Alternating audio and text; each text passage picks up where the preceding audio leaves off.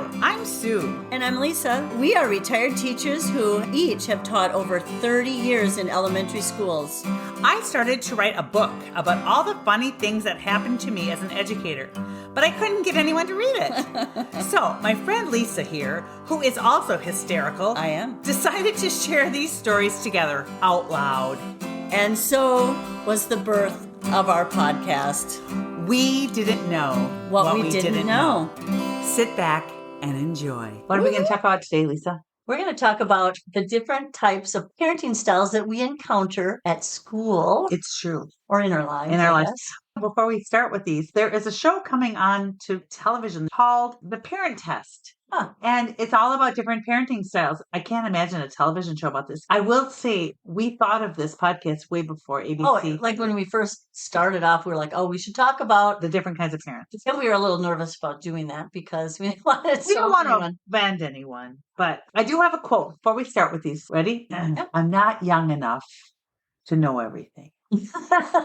I got to thinking about our podcast, and the longer we taught, the more we saw these patterns and these parents. And I think we became pretty awesome parents, and we know what kind of parents we are. Lisa, you found a list of parents. So here's some different types of parents. Okay, go. First of all is the tiger parent. Tiger. Those are kind of authoritative parents who push their children to succeed on their terms. And it might even be those parents who are like, you will be this and you will do this. And not only that, but sometimes parents that try to live vicariously through their children, like you're going to go to college. You're going to go to college and you're going to be a banker or whatever. You have to, and then there are certain occupations that are acceptable. Yes. And some that are absolutely not acceptable. Okay. Then you have the helicopter parent. Right. Yeah. Those are the parents who take over every aspect of their child's life. They are involved in every little thing, little aspect of their lives. Later on in the podcast, we did a BuzzFeed quiz, which is so scientific. And you and I have discussed this. I think we are jellyfish parents. Do you know what a jellyfish parent is? No. Okay. So a jellyfish parent is, we're kind of free and easy. We're floating around by our kids and we're always there for them. And sometimes our tentacles get in their face. But for the most part, if they need us, they can find us because we're all over the place. But we just are still doing our own lives. We're just hanging out. We're jellyfish. Yeah. That? Because you want to be involved and you want to be cared, but you also don't want to be in their face. On everything. Well, and I have told you this many times. I don't think that helicopter is strong enough. There were parents that we met that will tell their stories soon that I called spray paint because they spray painted themselves to their child. Oh yeah, like smother. Okay, so we have tiger, helicopter. Yeah. The next one is snowplow. A snowplow parent, or sometimes they've been called lawnmowers. And those are the parents who go through and remove all obstacles your child is going to come across just to kind of pave the way for them so their life is easier. We had parents who their kids started taking like the ACTs and SATs in 5th grade. You're like, dude, once is good. Took them once. Once is good. They'll do fine. Yeah. And then the last one is free range parents. Free range. Who allow their children a lot of freedom. Sure. You know, I really think I'm probably between a free range and I don't know. I also had expectations. They knew that if they did something wrong, they could come. I was always present. Oh yeah, they knew that if they needed Mama Bear, they would come home and say, "I need Mama Bear." All right.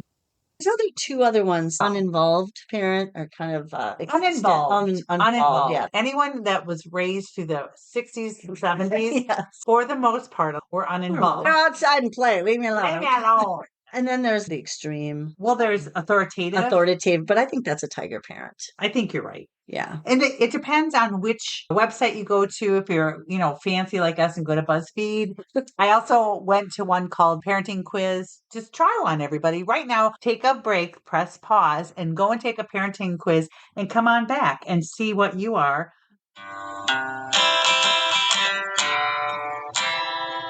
Lisa, you ready to take the quiz? Sure. All right, we're taking the parenting quiz. Parenting stuff. All right, you ready? All right, here we go. A cockroach visited you while taking a shower. How are you going to deal with that? Okay, you're going to burn your bathroom to the ground. Nothing they can hang with you. Capture it, bring it outside, or hide in the bedroom and text your friend about it.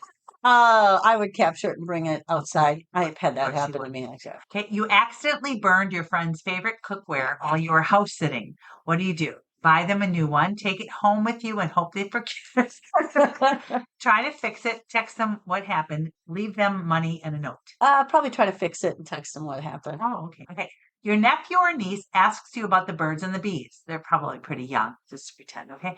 And your family is nowhere to be found. What do you say? Panic, call your family till someone picks up. It's just explain to them what it means, show them a YouTube video about it, or open some wine and just say nothing. Explain what it means. She would. Of course. A drink spilled inside your bag. You have to leave the house in 5 minutes. What do? Cancel your appointment, stay home, bring the essentials, and leave. Clean it up in a hurry or have a mini meltdown. That's a tricky one. I just bring the essentials and leave. I'd probably just actually leave the bag and just get a different bag. Yeah. You're at a party. Their toilet floods after you use it. God. Oh God. Well, maybe. Joke about it, but tell them. Plunge and plunge until it stops. Ask someone at the party for help or offer to pay for a plumber to fix it. Okay, no, that's just dumb. Okay. Well, gosh, first I'd probably plunge until it stops. Yeah, we want to. But then I'd also tell them, make a joke about it. True. Yeah. Your domestic flight got canceled last minute. What's your next move? This just happened to us. Call customer service. Go to the bar, drive there instead, or book another flight with a different airline. Oh, part of me wants to go to the bar, but I'd probably just book another. I don't know. That's a hard one. I would probably call customer service. Probably call customer service to figure out what happened. Yeah. Okay, Lisa, let's see what you are. Drum roll, please. As a helicopter parent, you'll be a firm believer in structure and order. You want lights out by 8. Oh, I just can't see it. I am not a helicopter parent. This was a BuzzFeed. Yeah, out of everything, that's one I really wasn't. I was more of a laid back parent, but oh well. Moving along. I went online and found an article. Oh, yes. These are truly the parents that we encountered. Yes. The article was on 10 classroom parents every teacher will recognize. And I thought, this kind of goes along with them. It's not really the parent style. It's just parents that we encounter as a teacher. This is my only child parent. Oh, yes. My child's poopy don't stink none. I really think that when you have a situation where there is only one child in a family, I think that's really easy for parents to become helicopter parents because all of your attention is on that one child. I've always wanted to tell this story about a little girl. She was in a first grade class with me. Her mother was 16 and her mother, the grandmother, was in her 30s and they all were only children and they were all princesses. And to try to get across to them the brat level of this little first grader was beyond belief. In fact, this happened in one of my first years. This was well over 35 years ago, Lisa, and it's still right there. You know what? You're special. Just like everybody else. They're the parents that walk their kids to the door and clean out the backpack. It's this old apple core and I would take care of that. Okay. This is my youngest of 5 parents. Which is the complete opposite. And that would be like more with me. There was homework. And they say all the names before they get to you. Yes. Ellie, Cody, Lisa, whatever. Whatever. I was the 4th born. By the time I was, my parents were like, you live here? Your name is... What? Okay. My parents are just too tired to deal with anything with me. They're like, oh, whatever you want to do. Just, just go on. And the older one's taking care of the younger. Yes. Because they were too busy. Yes. Okay. The sports are my life parents. I'd have these students, especially hockey, and they're like, I had practice at 6 a.m. and they're falling asleep at school, or we couldn't get ice time until 10 at night, and they're like 10 years old. Then there's I know more than you parents. Oh, that's everybody. I had a parent come in one time to a parent teacher conference, and he came in and all kind of peacocked, chest puffed out, and he sat down and he goes, so tell me something I don't know. Just comment. I'm like, oh no, that doesn't work with me. So I slid my chair up and puffed my chest out and said, all right, so that's not fun. There's all types of those parents. Okay, how about this one? It's never my child's fault. Oh. Well, what did the other kid do? Your child punched this kid on the playground. Well, what did the other child do to make him do that? I was like, no.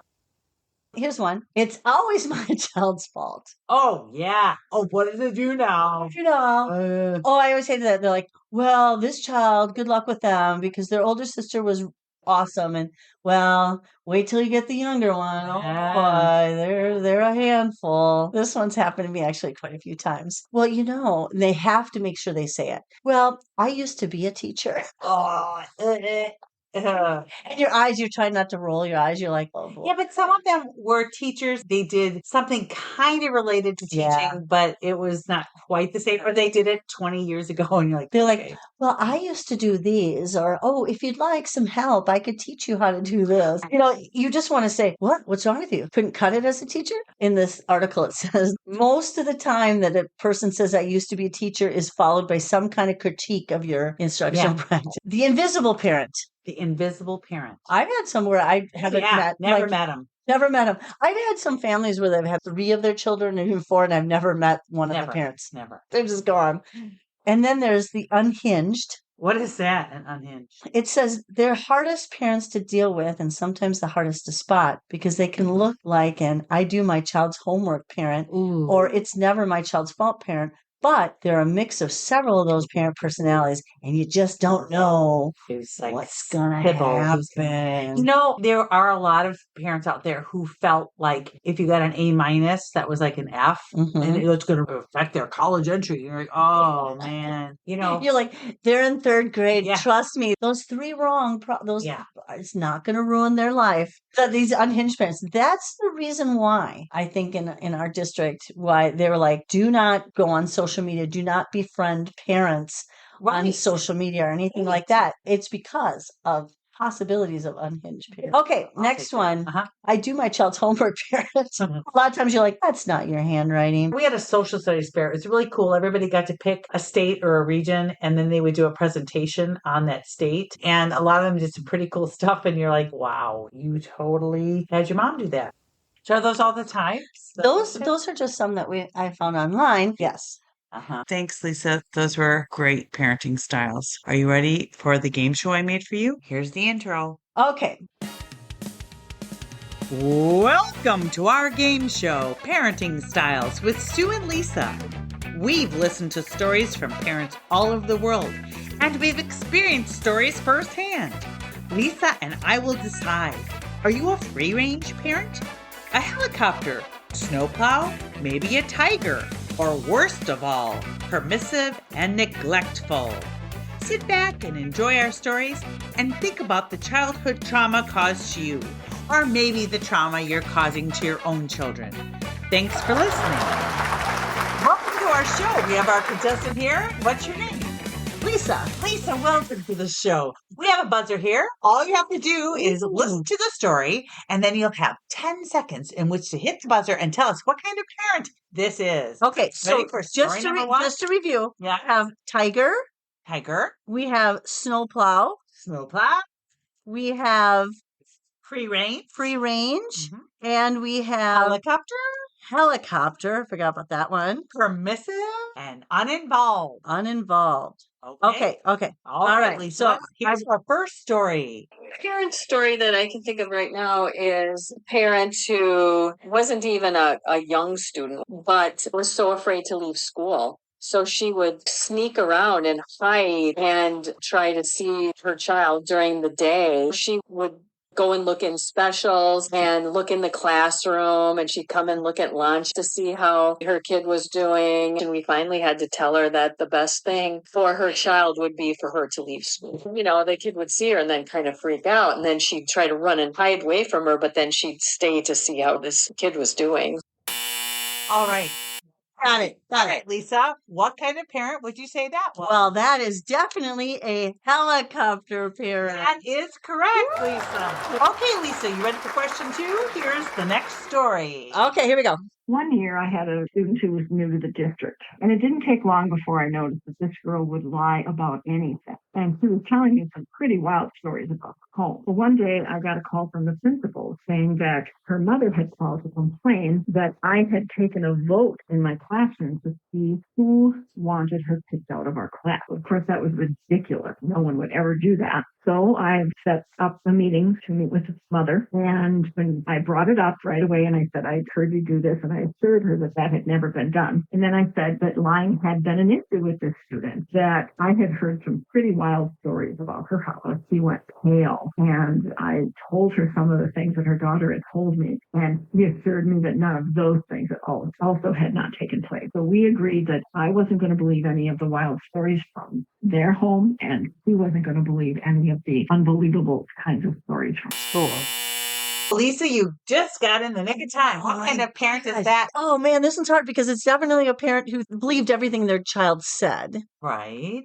Right? Right. But then, this is a hard one because it's not like I'm not sure, because they didn't believe that they were alive, but it was like defended their kid, which is kind of like a helicopter, but yet I'm going to go with helicopter, I think. I'm sorry, Lisa. The answer is tiger. Tiger. The reason I say tiger is it's like a tiger just barges their way through everything, doesn't really care about anybody around them. So, well, that's true. Parent that just says their kid can't do anything wrong. Yeah. Okay. All right. You have another now one. we have I have another another one. Are you ready? Yep, I'm ready. Okay. Another parent story that I'm thinking about is we had a student who was starting to have a lot of behaviors. It wasn't very kind to other students, liked to call names, targeted other students and students that were of special needs.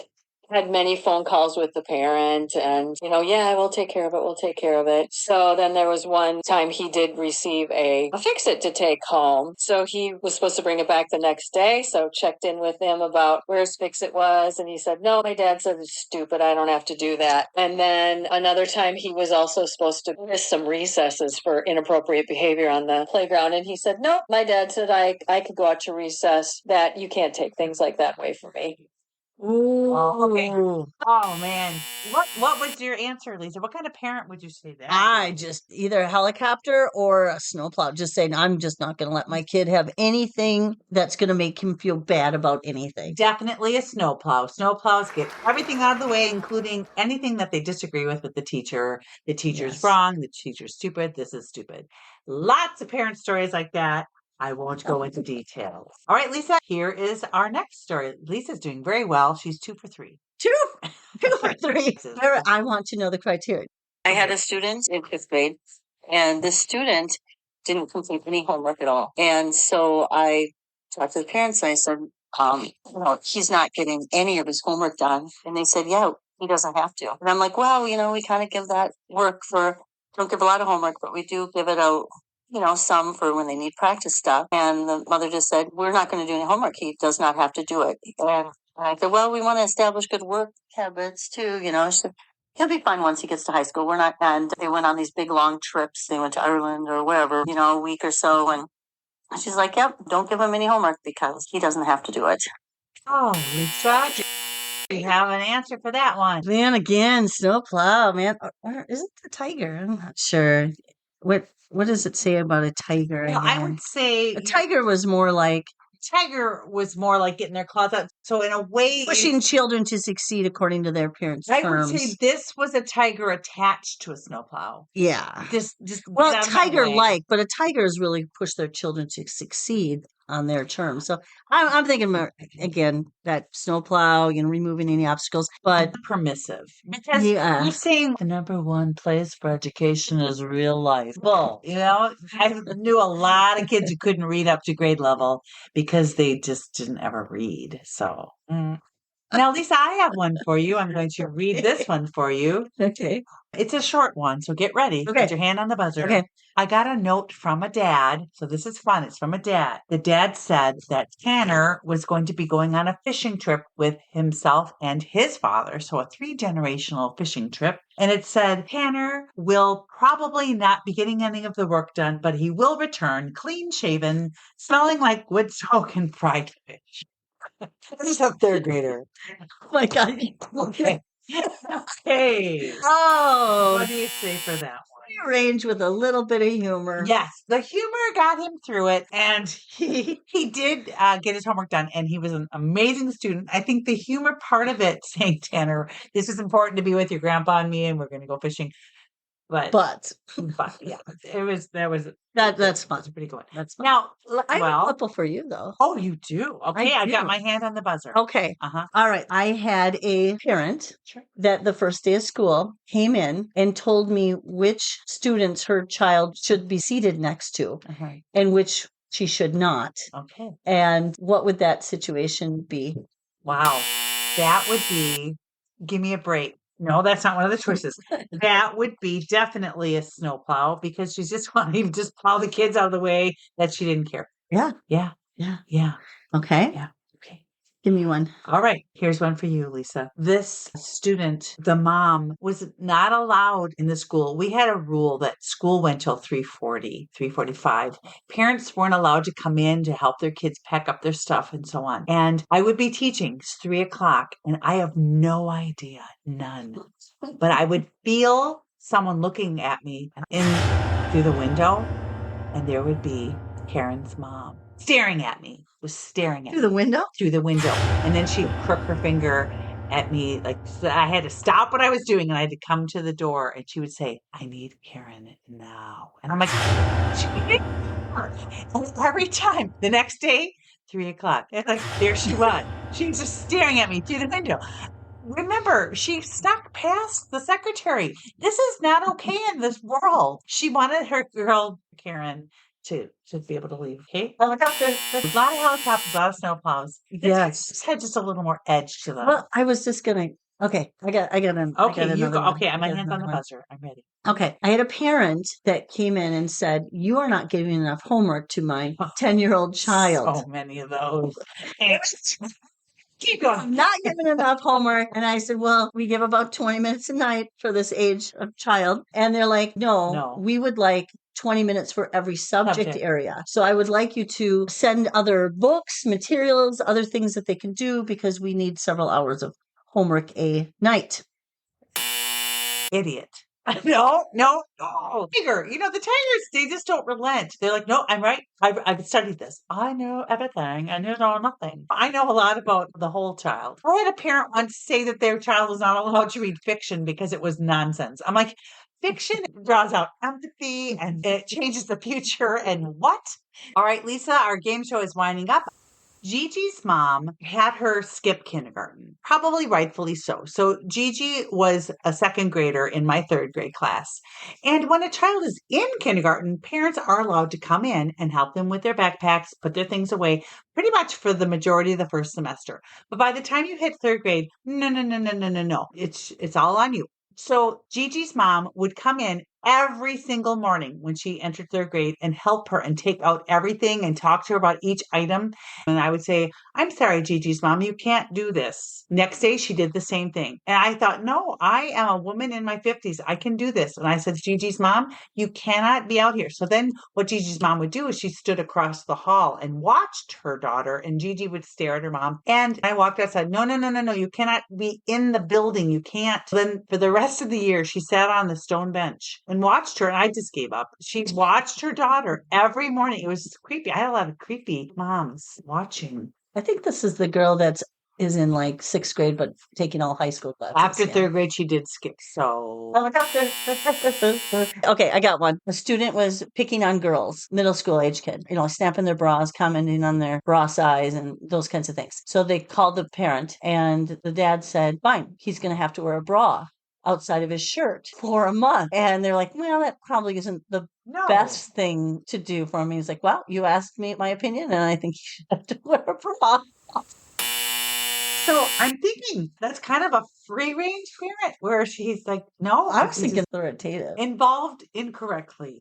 Over involved, ignorant. Wait, I think I have the answer, Lisa. An ignorant, over involved parent. Is that one of them? No. Over involved. Wait, I got it. Really bad idea. Bully parent. All right, here's one. The parent who has to every piece of homework that comes home, they go over it with their child. Every single one. They go over it with it, and then they will send it back to school with comments or questions about what they've answered, and will sometimes call you and say, I was concerned that they got this one wrong on the test because I was thinking it was, that kid. Medical doctor's kid. Yes. We had a lot of medical doctor kids. Lovely kids. Lovely. But those parents are way overachievers. If their kid got an A-. Oh, the overachieving parent. What do you think? What would it be? Tiger, snowplow, free range, helicopter. Okay, I think it's more of a tiger because they're not doing it to help their kid. They're doing it to help themselves understand what their kid is. I don't know. Or what they're learning. They're not going to change it. To me, the tiger is They not just want to know every little piece of thing their kid was doing I in guess school. in a way that's a snowplow. That was so different than my childhood. Oh, yeah. What are you learning? I don't know. Oh, it doesn't matter. Okay. Get a competence? Nah. As long as your grades are good. Yeah. Good Don't kid. care. Yeah, good kid. So, Okay, next question. I'm ready. I have my hand on the buzzer. Yes, my turn. 1980s. Oh, big Lisa's. hair. Big hair. Big curly hair. said big Permed hair. Lots of spray. Continue. Irrelevant. Played in sports, high school sports. So after you'd get back from these long bus trips and stuff, and they get back, my parents didn't give me any money for back then we actually had phone. Yeah. You had to make a phone call. Like a pay phone. Yeah. So they said just if you dial the number, you could click the handle, or you click the receiver, you go click, and then they would know that Time you were to pick there. up. So you don't have to pay the quarter. So I would dial, I'd dial the number with the rotary, and then they would answer hello, and I'd go click, hitting the handle, and they're like, "Is this you, Lisa?" Like click, okay, we'll be there. So now imagine all these parents coming, picking up their children. There's down to now 5 kids, 2 kids, and then it's just you. The lights go off in the school. It's just you and the janitor. Yeah. It's 2 hours later, they finally come. That was my life. Lisa, our parents were notoriously uninvolved. And it's not that they didn't love us. It's just they loved us in a different way that we needed different love, and we're damaged goods. Yeah, that was just the way. Uninvolved. That's just what we got to do. We got to just be outside. outside. Don't come inside. Don't bother me. Now, I have one that's kind of tough.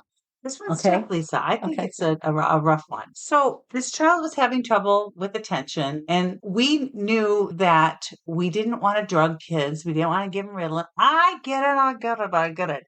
But I would have an argument like, well, if your child was diagnosed with type 1 diabetes, you would probably want to give them insulin.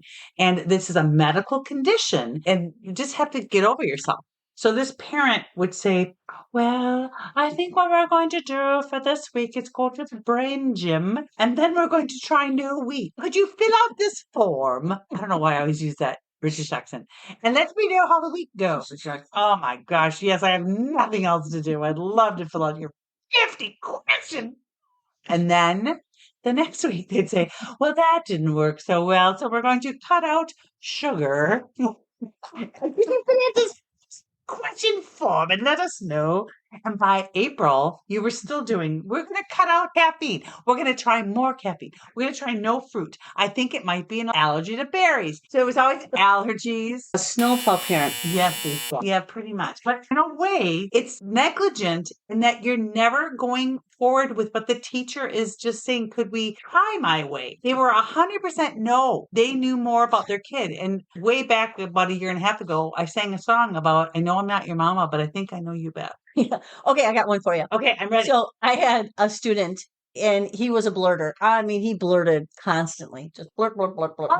A great kid, but he just had so much energy, right? So trying to talk to the parents about brainstorming, what are some things that we could try to get him. So she had this idea that she was going to pick him up every day at noon during his lunch timers / recess time. She picked him up, she drove him over to the middle school and had him run the track around and around and around for the whole time. He ran, and then she'd bring him back, and he was tired.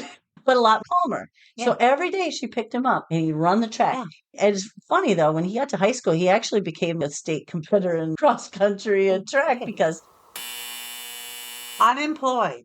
It's a new type of parent, unemployed. That is really, I know the parents would come and go, I can volunteer any day, every day from 8 till 4. 8 to 4. I can be here. It's a new type, unemployed parent.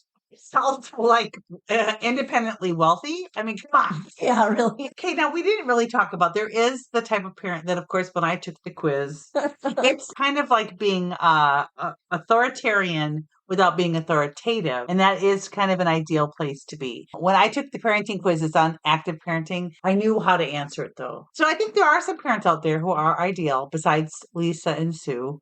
Would you agree? So congratulations, Lisa. Woo! You have won parenting style. So Well, I got a here's your gift prize. Oh, Here's your this gift. is nice. Oh, Wow. yes. My very own M&M minis from last podcast. Canister with sealed. Anybody have a scissors so I can open this up? Cut yourself open. So here they are, the minis. You can still buy these. See, I was very shocked. I'm going to have this as a snack later. That's your prize. So congratulations. And Thank you. Thanks for joining us on our podcast. Be a nice parent out there. They're all nice. So Lisa, maybe next time we should talk about something very near and dear to our hearts. Birth order. Birth order. Whether you believe it or not, your homework, all of our listeners, go online and look up articles on birth order and put them in our comments. You need to comment, people. We need to know how you're liking this. Yes. Okay? And get a friend, even if they're an old friend that doesn't listen to podcasts. Do you know Yeah. that we are actually within the top listening score of 25 or 26, which is in the top 10%. Top 10%. Which is awesome. We just want to be a little more joy to the world. Merry Christmas. Thanks, listeners. Bye.